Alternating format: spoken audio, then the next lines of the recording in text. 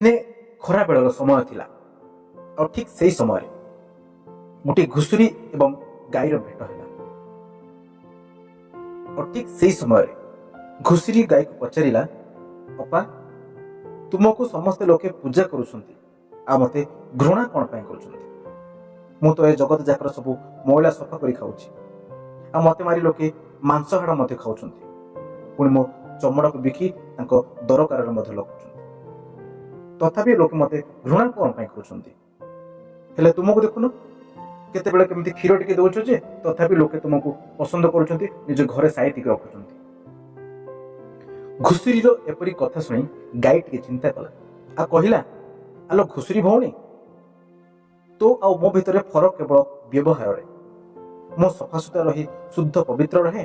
आ निरामिष आहार करे किंतु तू जीवन सारा अपरिष्कार रहे पंको कादुअरे लटपट आहार करू विष्टा पुणी तू तो जी थी जाके किसी भी स्वेच्छार देउना मनुष्य जाति को तोते मारिला पर सिना तो मांस लोके खाती कि हाड़ बिकती कि तोर चमड़ा को लोके व्यवहार करती किंतु मु जी जाए समाज को क्षीर दिए आउ तेणुक लोके समाज रे मते पूजा करती मात्र जेहेतु तू कृपण परी जी बेले किछि भी देउना तेणु तोते मनुष्य समाज घृणा कर आउ तोते मारी तो मांस चमड़ा काम लगाती आउ एक कथा सब मन रखी बोल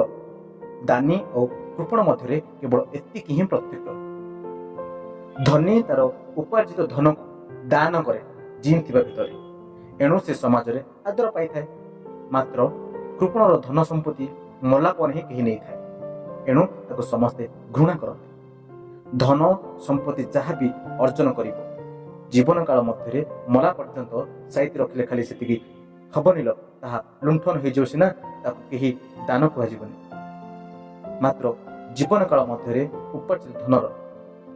वितरण ही यथार्थ उपयोग होता है ताहा ही प्रकृत बा पवित्र सात्विक दान।